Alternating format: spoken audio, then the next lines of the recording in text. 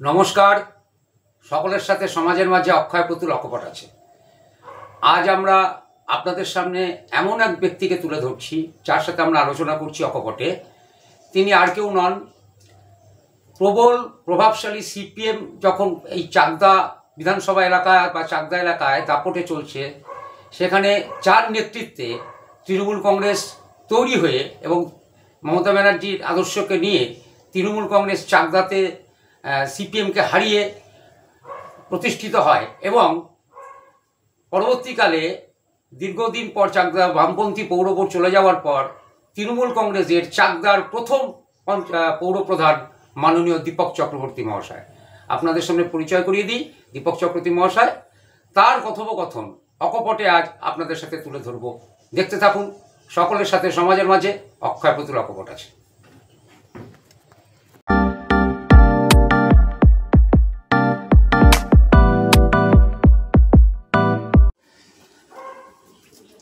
নমস্কার। সকলের সাথে সমাজের মাঝে অক্ষয় পুতুল অকপট আছে।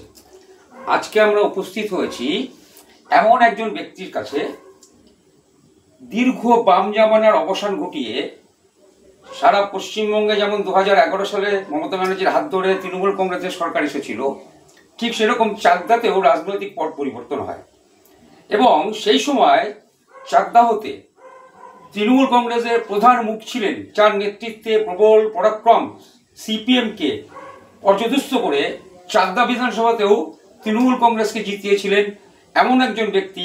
তার নাম মাননীয় দীপক চক্রবর্তী মহাশয়, যিনি 2013 সাল থেকে 2018 সাল পর্যন্ত চাকদা পৌরসভার মাননীয় পৌরপ্রধানের পদ অলঙ্কৃত করেছেন। আজকে তার সাথে মুখোমুখি অকপটে কিছু কথা বলে নিই। দেখতে থাকুন। সকলের সাথে সমাজের মাঝে অক্ষয় পুতুল অকপট আছে। আচ্ছা, আর আপনাকে প্রথমে আমাদের মাধ্যমে স্বাগত।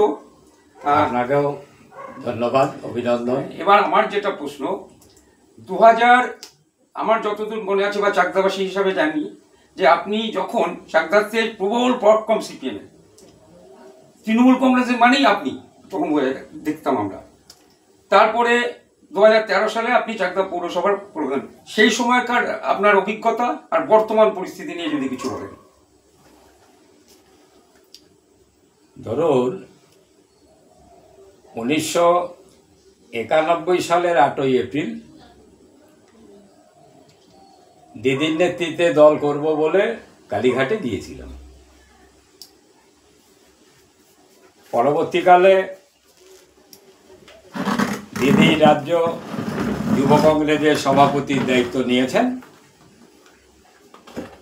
তার একজন প্রতিনিধি হিসেবে আমিও জেলার বুকে যুব কংগ্রেসের সংগঠনের দায়িত্ব পালন করেছি।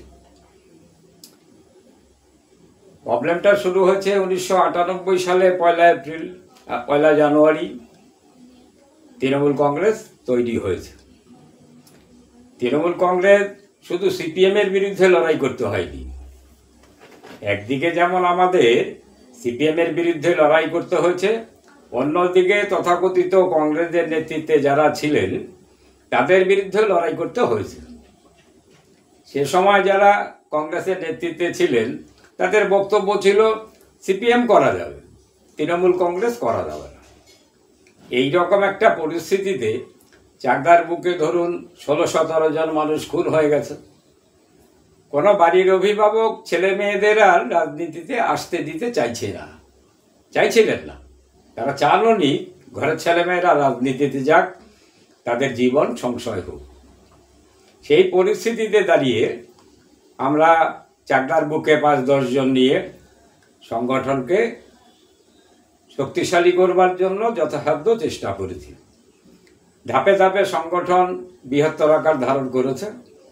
আমরা অতি সাধারণ মানুষ, অতি সাধারণ পরিবারের ছেলেমেয়ে, কিন্তু আমাদের ওপর চাকদার মানুষ আশা রেখেছে, ভরসা রেখেছে, যার জন্যই আমরা 2009 সালে লোকসভা নির্বাচনে জিততে পেরেছি এবং 11 সালে পরিবর্তন হয়েছে বাংলায়। আমার কাছে সবচেয়ে গর্বের, আমি দলের কর্ণধার হিসেবে 2009 সালের লোকসভা নির্বাচন বলুন, 11 বিধানসভা নির্বাচন বলুন, 13 সালের পৌর নির্বাচন বলুন, 14 সালের লোকসভা নির্বাচন বলুন, বিধানসভার উপনির্বাচন বলুন, 16 সালের বিধানসভা নির্বাচন, যেটা নিয়ে এটা উত্তাল হয়ে গেছিল বাংলা সংবাদ মাধ্যমের কিছু কিছু অংশ, যারা প্রচার করেই দিয়েছিলেন তৃণমূল কংগ্রেস হারছে, বামফ্রন্ট সরকার করছে। বামফ্রন্টের নেতৃত্ব, তারা তো মন্ত্রিসভা গঠনের জন্য তোড়জোড় শুরু করে দিয়েছিলেন। আমি চাকদার বুকে 2016 নির্বাচনে যেটা বলেছিলাম যে কমপক্ষে 200 আসন পাবো, 200-200 নিচে আমরা নামবো না। কারণ আমাদের ধারণা ছিল যে আমরা কোনো অন্যায় করিনি, খারাপ কাজ করিনি, নেত্রী মানুষের জন্য কাজ করছে, ভালো কাজ করছে, যেটা ভারতবর্ষের কোনো রাজ্যে হয়নি। তাহলে আমরা হারবো কেন? 2016 নির্বাচন আমাদের কাছে জয় চরম তৃপ্তির ব্যাপার ছিল। আমাদের সবচেয়ে খারাপ দিকটা শুরু হলো 2019-এর লোকসভা নির্বাচন দিয়ে। আমি ওই প্রসঙ্গে আসতে যাচ্ছিলাম, 2019-এ তো তৃণমূল কংগ্রেস এখানে হেরে গেল। ব্যাপারটা দেখুন, যারা অর্ডিনারি মানুষ ছিল, যাদের নিয়ে দল তৈরি হয়েছে, মানুষ তাদের উপর অন্তত বিরক্ত ছিল না। না, এই প্রসঙ্গে আপনাকে একটা প্রশ্ন করি। আপনি বলছেন আমরা তখন দেখেছি, আজকে তো আপনি এরকম চাকদা টাউন কংগ্রেসের দায়িত্বে নেই তৃণমূল কংগ্রেসের, কিন্তু তদানীন্তন যারা কংগ্রেসি ছিল তারা তো এখন বলতে গেলে চাকদাতে সবাই তৃণমূল কংগ্রেস হয়ে গেছে। কারণ এখন চাকদাতে কংগ্রেসকে তো খুঁজেই পাওয়া যাবে না। তখন আপনারা তখন তৃণমূল যখন বলছিলেন, শুরুতেই বললেন যে কংগ্রেসেরও আপনাদের চাপ নিতে হয়েছে, তো সেই প্রসঙ্গে এখন তো যারা কংগ্রেস করতো তারাও তো তৃণমূলের সব এখন চলে এসছে। ব্যাপারটা কি হয়েছে, ধরুন আমরা যারা দুঃসময় ছিলাম তারা একটা জায়গায় ছিলাম, দলে উজ্জ্বলদা জেলা সভাপতি বলুন, নন্দদা সভাপতি বলুন, গৌরীদা সভাপতি বলুন, দলটা একটা রুটে একটা লাইনে চলেছে, দলে বিরাট কোনো মতবিরোধ ছিল না। দল বড় হয়েছে, দলের শ্রীবৃদ্ধি হয়েছে, শক্তি বেড়েছে, দলের ডিভিশনটাও তো বেড়েছে, দলে লোক বেড়েছে, প্রকারান্তে ডিভিশনের কারণে দলের কোনো লাভ হয় না। দলের লোক বাড়লো, অথচ চাকদা বিধানসভা 21-এ এসে তৃণমূল কংগ্রেস হেরে গেল, বিজেপি জিতে গেল। না, সেটাই তো আমাদের বক্তব্য যে আমরা সব নির্বাচনে জিতলাম, কিন্তু পরপর 19, 21, 24 হারলাম কেন? এটা তো আমাদের হারার কথা ছিল না, লোকসভা এবং বিধানসভা। হ্যাঁ, মানুষ কাজ না করলে হারে, তা আমরা কাজ করেছি।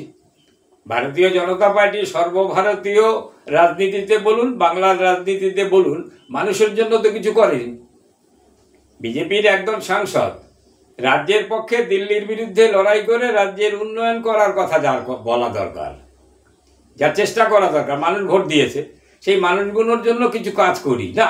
তাদের 1 পয়েন্ট প্রোগ্রাম, রাজ্যকে বঞ্চনা করতে হবে, রাজ্যের উন্নয়ন বন্ধ করতে হবে, রাজ্যকে টাকা দেওয়া কেন? রাজ্যে আপনার এখানকার বিধায়ক তো বাস স্ট্যান্ডের জল সরানোর জন্য সাঁতার কাটছেন। তো ওনার মাথায় কি আছে জানি না, উনি কার বিরুদ্ধে বিক্ষোভ দেখাচ্ছেন। উনি একজন বিধায়ক বা বিজেপির সাংসদ যারা আছে তাদের দায়িত্ব নেই, শুধু পঞ্চায়েত পৌরসভার তো দায়িত্ব হয় না। না, উনাকে আমরা প্রশ্ন করেছিলাম, উনি বলছেন দীর্ঘদিন সিপিএম বোর্ড ছিল, তারপরে 13 সাল থেকে পৌরসভার দায়িত্বে তৃণমূল কংগ্রেস, এবং স্থানীয় পাশের যে তাৎকাল 2 নম্বর পঞ্চায়েত বলুন তৃণমূল কংগ্রেসেরই, একই দল। মাস্টার প্ল্যান তো এদের করার কথা, আমি করতে, আমার তো সে ক্ষমতা নেই, অনেক টাকা লাগবে, এটা তো এই টাকাটা তো এখান থেকে দেবে, তারা করছে না কেন? মাস্টার ব্যর্থতার দায় যদি তৃণমূল কংগ্রেসের উপর চাপানো হয়, আমরা অস্বীকার করছি না যে আমাদের কিছু ত্রুটি আছে। তার জন্য সাংসদ বছরে 5 কোটি টাকা, তার টাকা নেই। বিধায়ক বছরে বোধহয় 25 লাখ টাকা, তার টাকা নেই। বছরে 70 লাখ টাকা বলেছেন। তাহলে বছরে 70 লাখ বিধায়ক যদি হয়, তাহলে তিনি রাস্তায় সাঁতার কেটে প্রতিবাদ করবেন না রাস্তায় দাঁড়িয়ে মানুষের উন্নয়নের কাজকর্মগুলো করবেন? এটা বঙ্কিমবাবুর পক্ষে ভালো হয়নি, এটা ছেলে মানুষই হয়েছে, এটা বঙ্কিমবাবুর ক্ষতি হয়েছে। বঙ্কিমবাবু সামনের বিধানসভা নির্বাচনে টের পাবেন। আচ্ছা, এবার বলি, আপনি 2013 সালে চাকদা পৌরসভার পৌরপ্রধান হলেন, প্রথম দিনটা আপনার কেমন লেগেছিল? হ্যাঁ, ধরুন নতুন অভিজ্ঞতা সবসময় একটা। তার আগে দীর্ঘদিন বিরোধী রাজনীতি করে এসেছেন, তারপরে? না, আমি কোনোদিন প্রশাসনিক কোনো দায়িত্বে থাকিনি, কাউন্সিলরও কোনোদিন হয়নি। তো নতুন করে পৌরসভায় যাওয়া কাউন্সিলর হিসাবে এবং চেয়ারম্যানের দায়িত্ব গঠন করা, চেয়ারম্যানের দায়িত্ব গ্রহণ করা, এটা একটা তো কঠিন ব্যাপার। মনে মনে একটা ভয় আতঙ্ক ছিল। তাহলেও আমি ছোটবেলা থেকে লড়াই করে অসম্ভবকে সম্ভব করার মধ্য দিয়ে এই জায়গায় এসেছি। 34 বছর ধরুন সিপিএম এর রাজ্যে আমি কল্যাণী বিয়ার ফ্যাক্টরিতে চাকরি করেছি, সবাই জানে। রাত্রিবেলা নাইট ডিউটি করতে হতো, আমার একা একা যেতে হতো। রাত্রিবেলা নাইট ডিউটি করতে যেতাম রেল লাইনের পার দিয়ে একা একা। ওটা হচ্ছে আমার জীবনের সবচেয়ে কঠিন পরিস্থিতি, সেই জায়গায় ভয় করিনি। তাহলে এখানে ভয়ের মতো আতঙ্কের মতো তো ব্যাপার থাকে না। আপনি পৌরসভার পৌর বোর্ড চালানোকালীন 2013 থেকে 18 সময় চাকদার রাস্তায় বেশ অনেকটা কলকাতার যা ত্রিফলার লাইট দিয়েছিলেন, সুন্দর চাকদা সুসজ্জিত হয়ে গেছিল, কিন্তু আজকে সেটা পুরো সব মুখ থুবড়ে পড়ে আসে। ধরুন, এটা বলতে গেলে প্রথমেই বলিনি, চাকদায় তখনকার যারা কাউন্সিলর ছিলেন আমার সাথে, দলের দায়িত্বে যারা ছিলেন বা পৌর কর্মচারী যারা ছিলেন, তারা সব সময় সর্বতভাবে আমাকে সহযোগিতা করেছে বলেই শুধু দোফলা লাইট বা হাইমাস লাইট না, সর্বক্ষেত্রে একটা জায়গায় পৌঁছতে পেরেছি। হ্যাঁ, আপনি থানার মোড়, বাস স্ট্যান্ড এবং চাকদার বিভিন্ন পয়েন্টে হাইমাস লাইট হাইমাস লাইট আমার সময় কমপক্ষে 30টা হাইমাস লাইট হয়েছে। বিশেষ করে খেলার মাঠকে গুরুত্ব দিয়েছিলাম। খেলার মাঠে অনেক জায়গায় অসামাজিক কাজ হয়, অসামাজিক কাজটা বন্ধ হোক, খেলার মাঠকে গুরুত্ব দিয়েছিলাম। আর গুরুত্বপূর্ণ যে সমস্ত স্থান, যেমন স্টেডিয়ামে হাইমাস লাইট বসিয়েছি। তারপরে অবশ্য MLA টাকায় বা সরকারি উদ্যোগেও আরও খুব সম্ভবত 5-6টা লাইট বসেছে পরে আরও। আচ্ছা, আপনাকে প্রশ্ন করি, আপনার সময় তো মোটামুটি ছিল, বর্তমান আপনি এখনো কাউন্সিলর, বর্তমান চাকদাতে এই জঞ্জালের সমস্যাটা মারাত্মক আকার ধারণ করে, নিশ্চয়ই আপনিও জানেন সেটা, মানুষের মধ্যে ক্ষোভও তৈরি হয়েছে। আমি এই বিষয়ে চেয়ারম্যান সাহেবের সাথেও কথা বলেছিলাম, অমলেন্দু দাস মহাশয়ের সাথে। উনি বলছিলেন আমরা এগোচ্ছি এখনও, কিন্তু আমি যে তথ্যটা আপনার সামনে তুলব এটা আপনারও জানা। 2002 সালে সম্ভবত যখন হরিপদবাবু চাকদা পৌরসভার পৌরপ্রধান ছিলেন, সেন্ট্রাল গভর্নমেন্ট একটা স্কিমে ময়লা রিসাইকেলিংয়ের জন্য আলাদা ব্যবস্থা করার জন্য চাকদাহ থেকে শিমুরালি যাওয়ার পথে হাইরোডের ধারে 13 বিঘা একটা জমি কেনা হয়েছিল। ওই জমিটা পৌরসভা এখনও ফেলে রেখেছে। তা আমি অমলেন্দুবাবুকে জিজ্ঞেস করেছি, আমার কাছে রেকর্ড আছে, উনি একথাও বলেছেন যে আমরা ওটা নিয়ে অন্যরকম প্ল্যানিং করছি। তাহলে এই যে চাকদার যে আবর্জনা আপনার সময় এক জায়গায় পড়েছে, তার আগে ডক্টর কনক মিত্র ছিলেন, মোশনের মাঠে পড়তো, এখন এই এত ময়লা যাবে কোথায়, কি অবস্থা আছে? না, আমি চেয়ারম্যান থাকাকালীন চাকদার রাস্তার কোনো জায়গায়, গুরুত্বপূর্ণ জায়গায় কোথাও আবর্জনা জমতে দিইনি, আমি জমেনি। কিন্তু এখন তখন অবশ্য জায়গা কেনা হয়নি, কিন্তু বর্তমান পৌর বোর্ড কিন্তু জায়গা কিনেছে, সেখানে বাউন্ডারি ওয়াল থেকে কনস্ট্রাকশন সব কাজ কমপ্লিট। সেই জায়গাটা, সেখানে বিক্ষোভ তৈরি হয়েছে, ময়লা ফেলতে পারছে, সেই জায়গাটায় কিন্তু আমাদের এটা হয়ে যাওয়ার কথা ছিল, সেই জায়গাটায় আমাদের এটা হয়ে যাওয়ার কথা। এর আগেও ধরুন সহিশপুরে প্রায় আমাদের 30 বিঘের মতো জায়গা দেওয়া হয়েছে, সেই জায়গাটাও আমাদের সঠিকভাবে কাজ করতে দেওয়া হলো না। পরবর্তীকালে দেখলাম সেই জায়গাগুলো পুকুর খনন করে ফেলেছে, যার জন্য সরকারের কাছে আবেদন জানা আছে। সরকার বলছে পৌরসভার টাকা দিয়ে কিনতে হবে, যার জন্য পৌরসভার টাকা দিয়ে আপনার এখানে কাতলা অঞ্চলে যে জায়গাটা কেনা হয়েছে, সে জায়গায় পঞ্চায়েতের জঞ্জাল পড়বে, করছে তো অলরেডি জঞ্জাল পড়ছে। কাতলাটুর পঞ্চায়েতের জঞ্জাল সেখানে পড়বে, তাতে আপত্তির ব্যাপার নেই। চাকদা পৌরসভার জঞ্জাল ওখানে পড়লে আপত্তির ব্যাপার। কিন্তু খরচ চাকদা পৌরসভা করেছে না, তখন কি হচ্ছে জানো তো, পঞ্চায়েতের মাধ্যমে করলে ওরা অল্প অংশের টাকা পেত, যৌথ উদ্যোগ হলে বেশি টাকা পাওয়া যায়, বেশি ভালো মতো কাজ করা যায়। কিন্তু আমার যেটা বলার, ধরুন কমপক্ষে 30 বছর চাকদা ব্লকের মানুষের বাড়ির মল পায়খানা যেটা বলে নাইট সয়েল, সেটা তো চাকদা টাউনে আমরা 10 নম্বর ওয়ার্ডে এনে ফেলেছি। ওই চাকদা টাউনের মানুষ তো আপত্তি করেনি না। তা চাকদা ব্লকের যদি মানুষের বাড়ির পায়খানা চাকদা টাউনে ফেলা যেতে পারে, আর চাকদা টাউনের আবর্জনা চাকদা ব্লকে ফেলা যাবে না, এটা নিয়ে জঘন্য রাজনীতি হয়। এটা আপনাদের দলই তো ওখানে ক্ষমতায় আছে, এখানে যেই করুক, আমি কিছু বলতে চাইনি, এটা জঘন্য ব্যাপার। এতে তো চাকদার মানুষের অবস্থা, এই বর্ষার মধ্যে চাকদার রাস্তাঘাটে এমন ভাবে ময়লা থাকছে, অস্বীকার করার কোনো জায়গা নেই।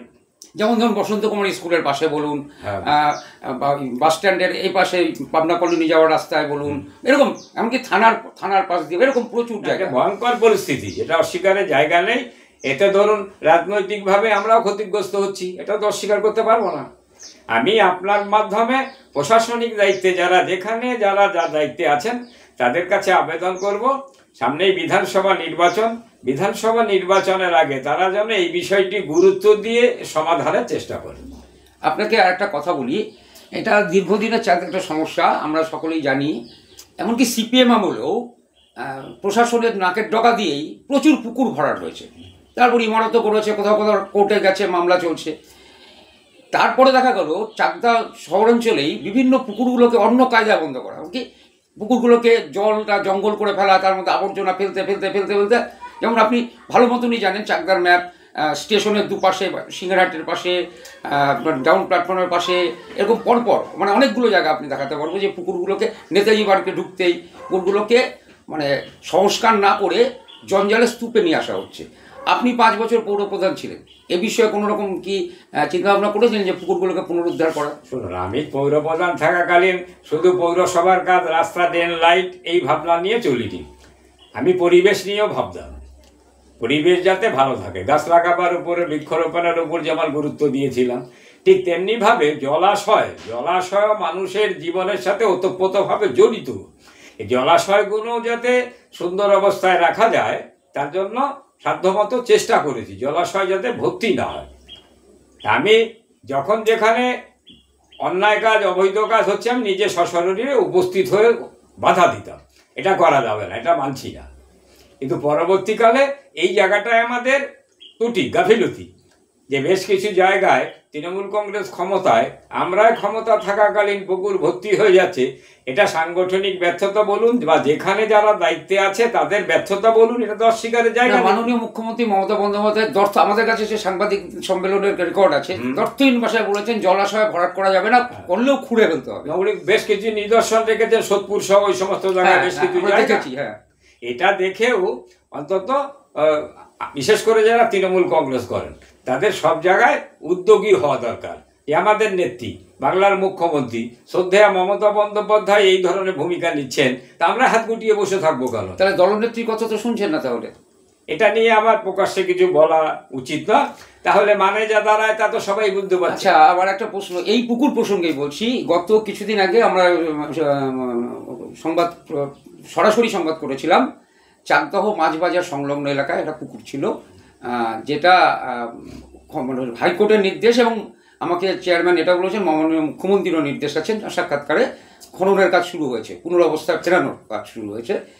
এই প্রসঙ্গে আপনার সময় পৌর বোর্ডে একজন নম্বরের কাউন্সিলর ছিলেন, তিনি একটা আরটিআই করেছেন। তিনি বলছেন যে এই যে ওই অঞ্চলের অংশটাই মানে ওখান থেকে পৌরসভা দীর্ঘদিন ট্যাক্স পায় না, বা ওটা ওই সম্পত্তির মালিকই যারা দেখভাল করেন তারা নয়। তা আপনি তো পৌরসভায় পৌরপ্রধান ছিলেন 5 বছর, আমি আগের পৌরপ্রধান যিনি জীবিত আছেন তাকে ওই ব্যাপারে জিজ্ঞেস করব, আপনার আগে জীবিত যিনি আছেন। কিন্তু এ বিষয়ে আপনি কি জানতেন কিছু, যে পৌরসভার ওইখানে এই অবস্থা? কি অবস্থা বুঝলাম না। মাছবাজার সংলগ্ন, মাছবাজারের অবস্থাটা এটা তো অজানা নয়। আমি পৌরপ্রধান থাকাকালীনই ওখানে রাত্রিবেলা গাড়ি করে ময়লা ফেলা হতো। আমি নিজে রাত্রিবেলা স্পটে অনেক দিন গেছি, ধরেছি। তখন চাকদা থানার ওসি ছিলেন পিন্টু শাহ মহাশয়। তা পিন্টু বাবুকে দিয়ে মাঝে মধ্যেই রাত্রে যখন এই কাজ হতো, তখনই পিন্টু বাবুকে ফোন করলে পিন্টু বাবু সাথে সাথে গিয়ে ওখানে গাড়ি সমেত যারা ড্রাইভার খালাসি তাদের গ্রেপ্তার করতো। অনেকবার এই ঘটনা ঘটেছে। আর এই ব্যাপারটায় তখন থেকেই 8 নম্বর ওয়ার্ডের কাউন্সিলর ছিলেন ডাক্তার দিবাকর চক্রবর্তী। এই পুকুর ভরাটের বিরুদ্ধে এই মাছবাজারের এই ব্যাপার নিয়ে অনেক লড়াই, আন্দোলন, মিছিল, মিটিং দিবাকর বাবুও করেছে, অনেক চিঠিপত্র অনেক জায়গায় করেছে। তার জন্য দিবাকর চক্রবর্তীর উপর জঘন্য আক্রমণও হয়েছে, অপপ্রচারও হয়েছে, ষড়যন্ত্র হয়েছে, চক্রান্ত হয়েছে, ফাঁসিয়ে দেওয়ার ব্যাপার হয়েছে। দিবাকর চক্রবর্তী তখন থেকে লড়াই করছে। আমি চেয়ারম্যান থাকাকালীন ওখানে যাতে পুকুর ভর্তি না হয় তার জন্য সাধ্যমতো লড়াই, আন্দোলন, চেষ্টা চালিয়েছি।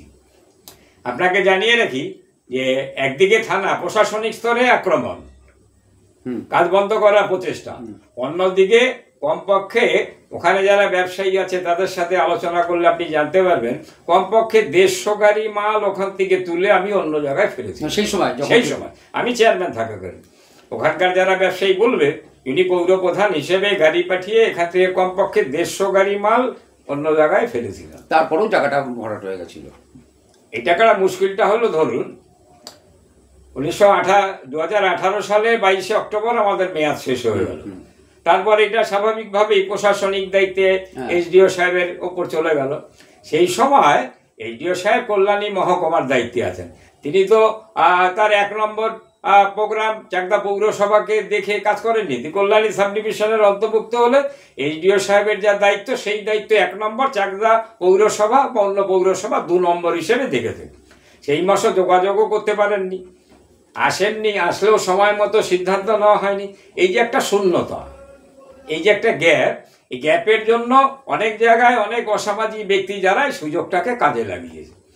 এই টাইমটার মধ্যে ওখানে আবর্জনা পরিমাণটা বেশি পড়েছে, বেশি পড়ে এই জায়গাটা একটা খারাপ জায়গা, ওটা গাড়ি পার্কিংয়ের ব্যবস্থা হয়ে গেছিল। হ্যাঁ, এখন আবার তো ওটা খনন কার্য শুরু হয়েছে। আচ্ছা, আর একটা প্রশ্ন, এবার একটু অন্য প্রসঙ্গে যাই। না, এইটা শেষ হয়নি, আপনি বলুন। ধরুন এই ব্যাপারটা হচ্ছে